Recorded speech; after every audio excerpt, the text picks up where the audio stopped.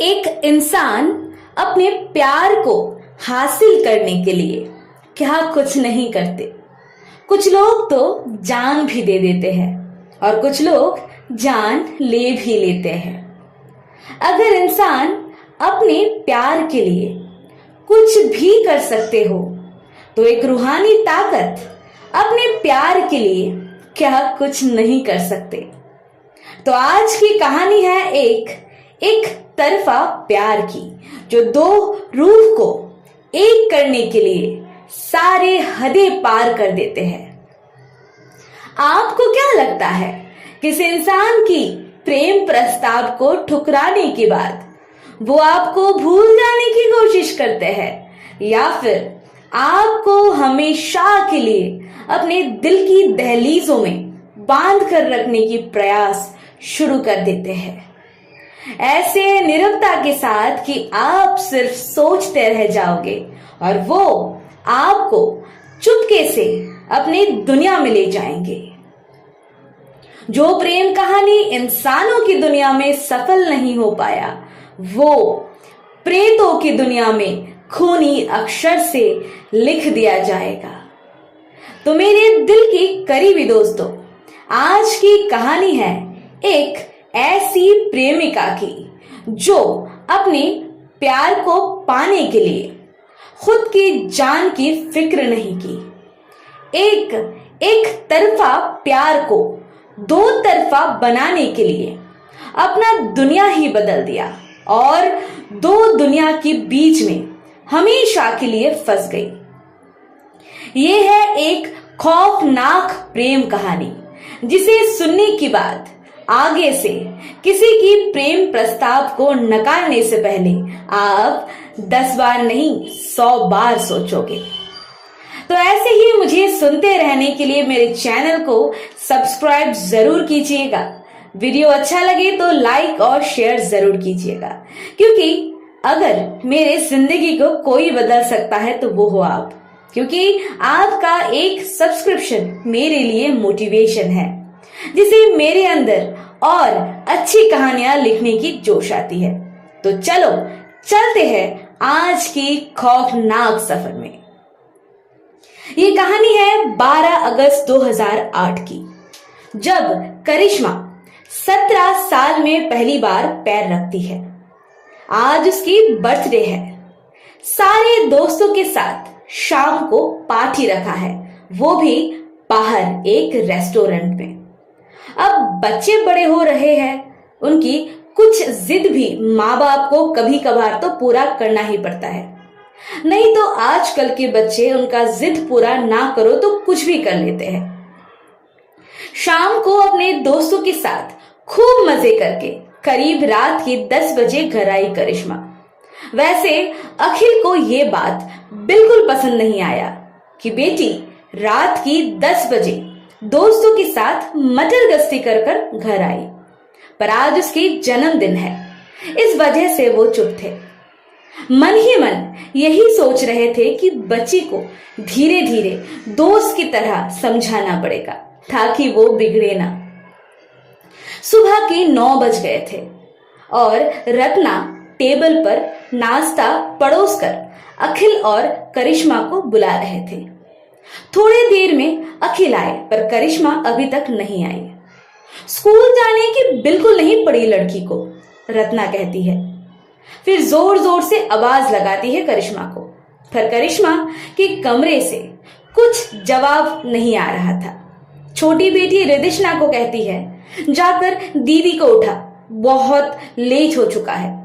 वैसे करिश्मा कभी इतना लेट नहीं करती, उठ ही जाती है और अपने आप से ही स्कूल के लिए तैयार हो जाती है और नाश्ता करने भी आ जाती है। पढ़ाई में काफी सीरियस है। रिदिशना करिश्मा के कमरे से आवाज लगाती है और कहती है, करिश्मा दीदी अपने रूम में नहीं है। रत्ना कहती है, वॉशरूम में देख। रिदिशना कहती है, सब जगह पर देख लिया, कहीं पर भी नहीं है। अब रत्ना और अखिल जरा परेशान होने लगे और पूरे घर में करिश्मा को ढूंढने के बाद जब वो मिली ही नहीं, तब आस पड़ोस और सारे दोस्तों को फोन करके पूछा पर कोई कहीं से कुछ खबर ही नहीं मिल रही थी। दोनों बहुत परेशान हो गए थे।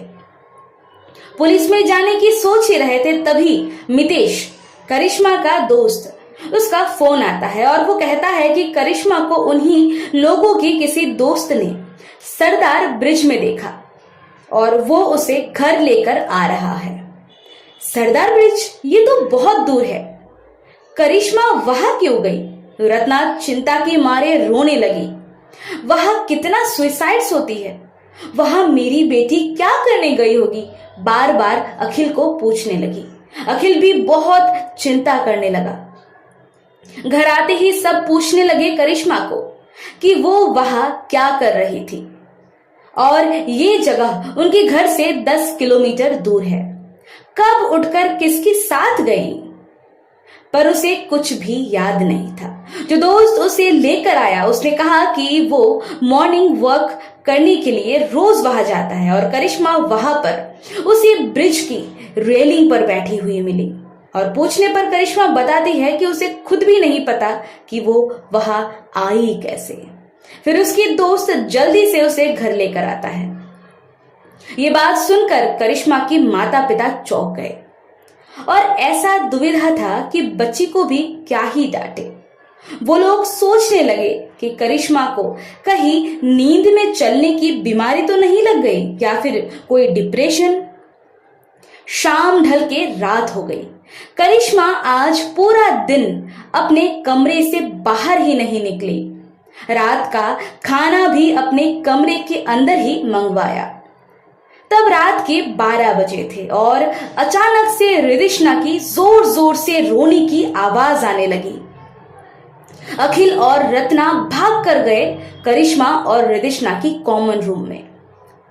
वहां जो हालत था वो देखकर दोनों दंग रह गए। करिश्मा अपनी बहन रिदिशना को एक हाथ से उल्टा लटका के शैतानों की तरह हंस रही थी। रत्ना करिश्मा को एक जोर से थप्पड़ लगाई और उसमें ही रिदिशना की बाल छोड़कर ऐसे ही वो फ्लोर पर गिर गई।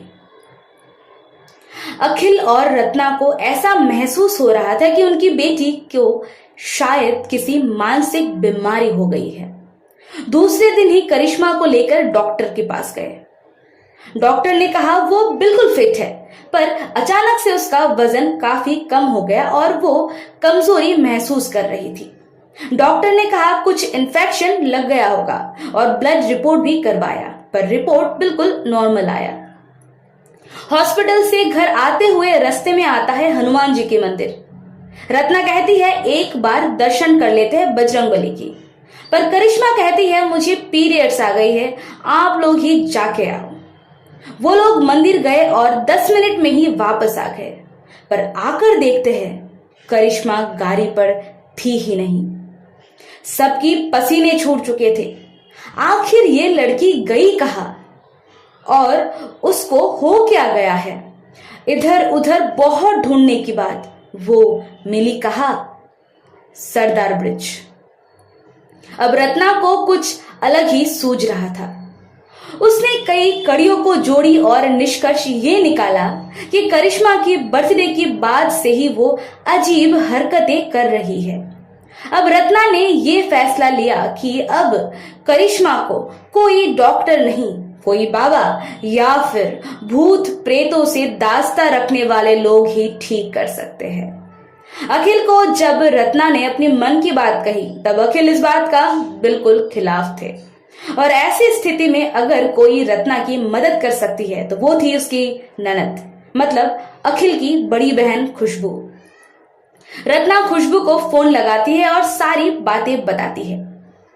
खुशबू रत्ना को विश्वास करते हुए कहती है कि तुम सब लोग मेरे घर पर आ जाओ। अखिल और बच्चियों को भनक मत लगने देना कि हम आगे क्या करने वाले हैं। दूसरे दिन चारों ही निकल पड़े खुशबू और श्याम के घर, जो कि मेहरगंज में है, उनके घर से 4 घंटे की दूरी में। खुशबू की घर पहुंचते ही करिश्मा अचानक बोलने लगी, मुझे घर वापस जाना है, मुझे यहाँ कुछ भी अच्छा नहीं लग रहा है। अखिल कहता है अभी तो हम आए हैं। खुशबू ने अपने घर में पहले से ही गुरुजी को बुलाकर रक्षा कवच से घर को सुरक्षित कर रखा था, जिस वजह से शायद कोई चाहकर भी किसी को कोई नुकसान नहीं पहुंचा पा रहे थे। शाम के 5 बजे गुरुजी खुशबू के घर आते हैं, जो पहले से ही प्लान्ड था।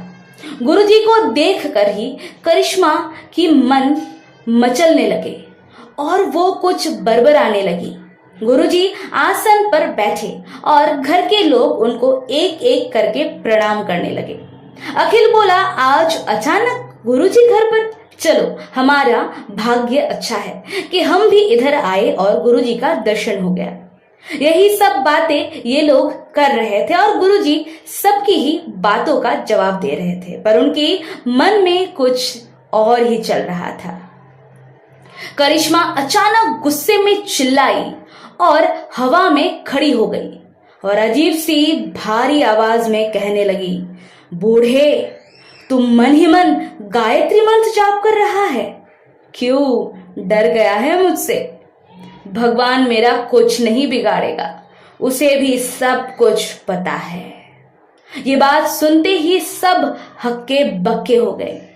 ये करिश्मा की आचरण, हवा में उड़ना और अनाप शनाप बोलना। गुरुजी करिश्मा के ऊपर गंगा जल छिड़कते ही जैसे कि वो थोड़ा सा शांत हो जाती है।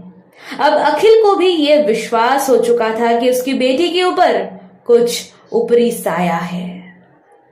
गुरुजी करिश्मा को पूछते हैं, कौन है तू? क्यों इस बच्ची को परेशान कर रही है? 4 से 5 बार पूछने के बाद वो एक लड़की की भारी आवाज में जवाब देती है, मैं नहीं, इस लड़की ने मुझे परेशान किया, मेरे प्यार को मुझसे छीना। जिस प्यार के लिए मैंने खुद को छोड़ दिया, उस प्यार को छीना। इसे मैं कभी माफ नहीं करूंगी। और गुरुजी के सर पर एक हाथ से ही चेयर उठाकर पटक देती है और गुरुजी घायल हो जाते हैं और इतना करते ही करिश्मा बेहोश हो जाती है। जब करिश्मा उठती है तब वो नॉर्मल होती है और उसे कुछ भी याद नहीं होता। खुशबू की बेटी पश्मीना के साथ करिश्मा की काफी दोस्ती बनती थी। उसने उसे पूछा कि क्या उसकी कोई बॉयफ्रेंड है। उसने बोला नहीं। काफी समय तक मजाक मस्ती की तौर पर ये जानने की बहुत कोशिश की, पर कुछ हाथ नहीं लगा। रत्ना कहती है, मुझे लगता है उसकी बर्थडे के दिन ही कुछ हुआ होगा, क्योंकि तब से ही वो अजीब हरकतें कर रही है। रत्ना करिश्मा की बेस्ट फ्रेंड कृष्णा को फोन लगाती है और बर्थडे की शाम को क्या क्या हुआ वो पूछने लगी। कृष्णा कुछ खास नहीं बताती, बस ऐसे ही केक कट, खाना और नाचना गाना, यही सब कुछ हुआ, इतना ही बताती है। फिर रत्ना उसे फोर्स करके कहती है, जो कुछ भी है सच सच बताओ, ये करिश्मा की जिंदगी की सवाल है। कृष्णा कहती है, खास तो कुछ नहीं हुआ, एटलीस्ट हमारे लिए तो कुछ खास नहीं था, पर हाँ, हमारे एक सीनियर है राहुल जैन, उसने करिश्मा को उसकी बर्थडे की शाम को बहुत सरप्राइजिंगली प्रपोज किया, पर करिश्मा ने कुछ जवाब नहीं दिया क्योंकि उसे किसी भी लड़के पर कोई इंटरेस्ट नहीं है। इसीलिए ये बात भी हमें खास नहीं लगा, क्योंकि ऐसे तो बहुत लड़के प्रपोज करते हैं। रत्ना कहती है, मुझे राहुल की एड्रेस दो। कृष्णा अब डर जाती है और कहती है, आंटी इतना भी कुछ सीरियस नहीं है, प्लीज जाने दो, मेरा नाम मत लेना प्लीज। रत्ना कहती है, तुम चिंता मत करो, मुझे सिर्फ राहुल का एड्रेस चाहिए। और उधर करिश्मा पागलपंती की हद पार कर रही थी, अपने ही चेहरे पर मिट्टी लगा रही थी। कभी थप्पड़ मारती है खुद को तो कभी दूसरों को। अब किसी से उसकी ये हालत देखा नहीं जा रहा था।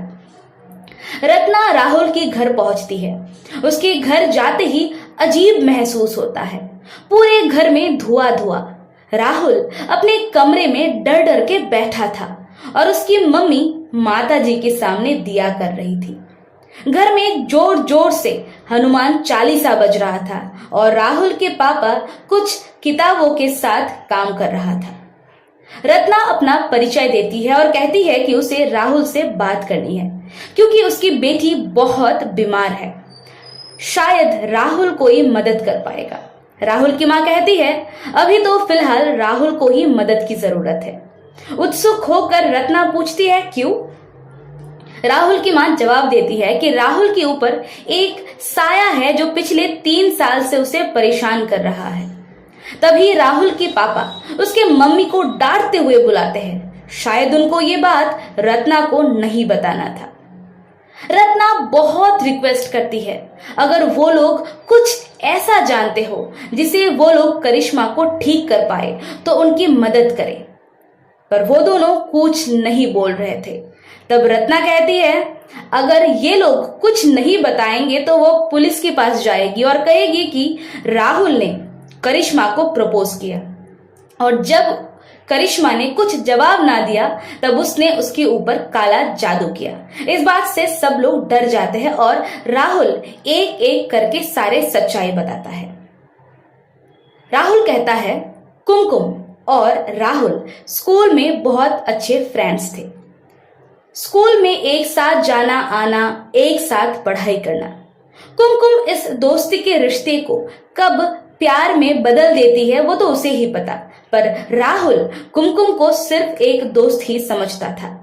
एक दिन स्कूल में सारे फ्रेंड्स के सामने कुमकुम एक फूलों के गुलदस्ता के साथ राहुल को प्रपोज करती है, पर राहुल इस बात से बिल्कुल शॉक हो गया क्योंकि उसने कभी ऐसा सोचा ही नहीं। उसने बड़ी प्यार से कुमकुम को समझाया कि ये रिश्ता कभी प्यार का बन ही नहीं सकता, क्योंकि उसने कभी कुमकुम को ऐसी नजर से देखा ही नहीं। सारे दोस्तों के सामने कुमकुम को काफी शर्मिंदगी फील हुई, फिर भी उसने अपना कोशिश करना नहीं छोड़ा। वो रोज ही राहुल को समझाती थी कि उससे ज्यादा बेहतर लड़की उसे कभी नहीं मिल सकता, पर राहुल इन सब चीजों से इरिटेट होता था। एक दिन उसने कुमकुम को सबके सामने ही थप्पड़ मार दिया। कुमकुम रोते रोते निकल गई और रास्ते में उसका एक्सीडेंट हो गया और उसने बेचारे की मौत हो गई। मरने से पहले उसकी आखिरी इच्छा यही थी कि वो अपनी प्यार को पा सके, पर अब ये बिल्कुल संभव नहीं था। वो अपनी मौत के बाद भी राहुल के आसपास ही रहने लगी। अपनी प्यार की सिफारिश तब भी करती थी क्योंकि अब वो एक आत्मा थी। राहुल बहुत डरने लगा, बीमार पड़ने लगा। तभी एक बाबा जी ने उसे एक धागा दिया जिससे कि कुमकुम उसके पास आ ना सके। राहुल कहता है मैंने कभी कुमकुम से प्यार ही नहीं किया, मैंने तो करिश्मा से प्यार किया और उस दिन उसकी बर्थडे में उसको प्रपोज किया। बस उस दिन से ही कुमकुम मुझे फिर से परेशान करने लगी, मुझे हर जगह दिखने लगी और करिश्मा को मारने की धमकियां देने लगी। रत्ना बिना देर किए घर चली जाती है। घर जाकर देखती है सब लोग बहुत डरे हुए हैं और करिश्मा अंदर रूम में थी, अलमारी के ऊपर बैठी। कोई भी डर की मारे अंदर जाने की साहस नहीं कर पा रहे थे। रत्ना रूम के अंदर जाते ही करिश्मा बहुत मोटी आवाज में कहती है झूठे मक्कारों से मिलकर आ गई। रत्ना की तो होश उड़ गई। वो कहती है क्यों ऐसा कर रही हो तुम? मेरी बेटी की तो कोई गलती ही नहीं है, वो तो सामने से तुम्हारा प्यार छीनने भी नहीं गई और ना ही वो राहुल से प्यार करती है। और राहुल भी कहा तुम्हें प्यार करता है। एक तरफा प्यार का कुछ नहीं हो सकता कुमकुम, तुम्हें अब जाना होगा। और खास करके मेरी बेटी तो कभी उस राहुल से प्यार नहीं करेगी। करिश्मा जवाब देती है और मैं करने भी नहीं दूंगी। उन मक्कारों की बातें सुनकर आ गए। सच्चाई जानना ही था तो सच्चे लोगों से पूछते। मैं इस लड़की को कभी नहीं छोड़ूंगी क्योंकि तुम भी उन लोगों के साथ ही मिले हुए हो। ऐसा बोलकर करिश्मा अलमारी के ऊपर से नीचे कूदती है और करिश्मा के सिर पर बहुत चोट लगता है। डॉक्टर को घर पर बुलाया जाता है और उसका ट्रीटमेंट किया जाता है। गुरुजी उस दिन उसके घर पर घायल हुए थे क्योंकि करिश्मा ने उनके सर पर चेयर फेंका था। अब वो पहले से बेहतर महसूस कर रहे हैं और करिश्मा के इलाज करने के लिए समर्थ भी थे और उन्होंने अपने जैसे और 4 बाबाओं को बुलाया उनकी मदद करने के लिए। बाबा कहते हैं जिस लड़की की आत्मा करिश्मा को बस में कर रखी है वो बहुत ताकतवर और जिद्दी है। उन्होंने पूजा की पूरी तैयारी की। करिश्मा को चंदन और सिंदूर की रेखा के अंदर बिठाया गया। फिर गुरुजी शुरू करते हैं अपना कार्यक्रम। करिश्मा धीरे धीरे कुमकुम की रूप में आने लगती है और कहती है, तुम लोग भी उन झूठे मक्कारों के साथ ही मिले हुए हो। गुरुजी कहते हैं, हम किसी के साथ नहीं दे रहे हैं। तू क्यों खामखा इस बच्ची को परेशान कर रही है? तो इसको छोड़ती क्यों नहीं? कुमकुम और जोर से आवाज करके कहती है, कैसे छोड़ू? वो लोग मुझे बाहर आने दे तब ना। गुरुजी कहते हैं, कौन? कुमकुम कहती है, राहुल के परिवार। वो लोग मुझे कैद करना चाहते हैं। जैसे ही मैं करिश्मा की शरीर छोड़ती हूँ तभी उनकी मंत्र की शक्ति मुझे खींचते हैं और वो लोग मुझे नियंत्रण में लाना चाहते हैं और फिर मुझे जो मर्जी कराएंगे। पहले बेटे ने इस्तेमाल किया और फिर बाप ने। रत्ना और पूरा परिवार ये सब सुनने की बात बहुत शौक हो चुके थे। कौन सही और कौन गलत है ये मानना बहुत मुश्किल था। गुरुजी कहते हैं, तू सिर्फ सच बता, मुझे कोई झूठी कहानी नहीं सुननी, और तूने कुछ भी झूठ बोला तो तेरे जैसों को सही ठिकाने में लाना मुझे पता है। कुमकुम कहती है, जब मैं जिंदा थी तब भी इंसान मेरे लिए राक्षस जैसे थे और मरने के बाद भी ये इंसान मुझ पर भारी पड़ रहे हैं। मेरी क्या गलती है कि मैंने इंसानों पर विश्वास किया? मरने से पहले भी इंसानों पर विश्वास करके गलती किया और मरने के बाद भी फिर से इंसानों पर विश्वास करके गलती किया। मैं कुमकुम दुनियादारी से बेहद दूर, इवन अपने माँ बाप से भी बहुत दूर। बचपन से ही मम्मी पापा दोनों के बीच नहीं बनती थी।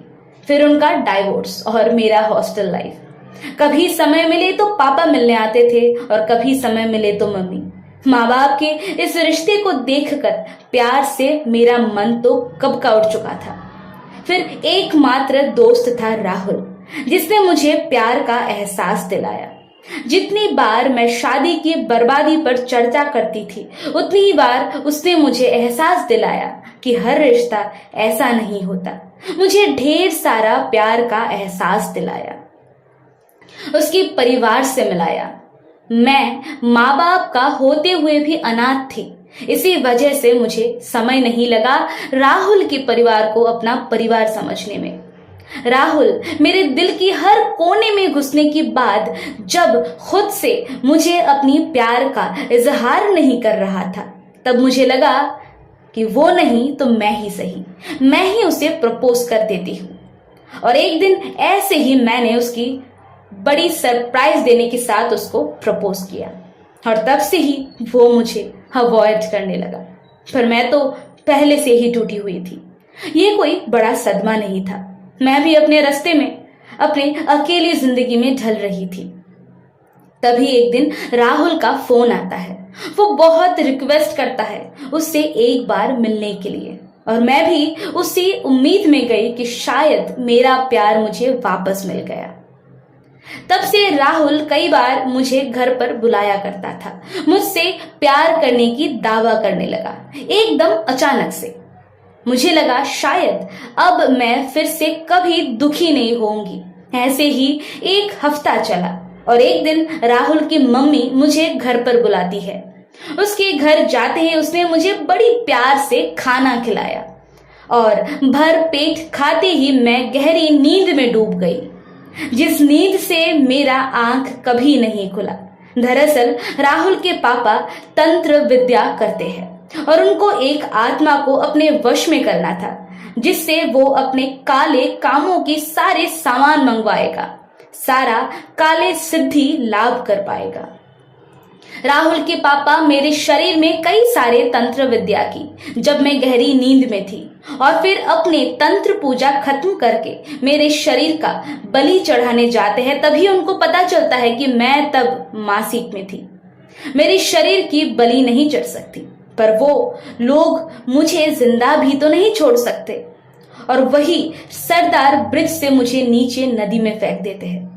जब पुलिस को मेरी डेड बॉडी मिलती है तब उन लोगों को ऐसा लगा कि ये सुसाइड है और उन लोगों ने इस केस को सुसाइड केस में डिक्लेयर कर देते हैं। मेरी मौत के बाद मैंने मेरे मम्मी पापा से बात करने की बहुत कोशिश की, पर वो लोग मुझे सुन ही नहीं पाए। मुझे लगा शायद राहुल की मम्मी पापा की ये हरकत उसे पता नहीं होगा, इसीलिए मैं उससे कनेक्ट करने की बहुत कोशिश की। और तभी मुझे पता चला कि राहुल भी उसमें शामिल था। उसने मेरी रूह को अपने पापा के हवाले करने की सारे जाल बिछा कर रखा, पर मैं उनकी हाथ लगकर भी छूट गई। अब आप ही बताइए, ऐसे लोगों को कभी माफ करना चाहिए कि नहीं? गुरुजी कहते हैं हमें तुम्हारे लिए हमदर्दी है, पर इस बच्ची का क्या? तुम इसे छोड़ दो, मैं तुम्हें मुक्ति दिलाऊंगा। कुमकुम कहती है मुझे तो मुक्ति मिल जाएगी, पर उन लोगों को सजा कौन देगा? गुरुजी कहते हैं तुम निश्चिंत रहो, कर्मों का सजा सबको मिलता है और उसे सजा हम दिलवाएंगे। कुमकुम सबसे माफी मांगकर करिश्मा की शरीर छोड़ती है और गुरुजी के अग्नि कुंड में समा जाती है। दोस्तों, कैसा था आज का कहानी? ये था कहानी का पार्ट 1। अगर ये कहानी आप लोगों को अच्छा लगा हो तो मैं उसकी पार्ट 2 लाने वाली हूँ। बस मुझे कमेंट सेक्शन पर याद दिलाते रहिएगा और आगे भी मुझे और मेरी कहानियों को सुनने के लिए मेरे चैनल को सब्सक्राइब कीजिएगा, क्योंकि आपका सब्सक्रिप्शन मेरे लिए मोटिवेशन है। Thank you. ढेर सारा प्यार मेरे प्यारे श्रोताओं को।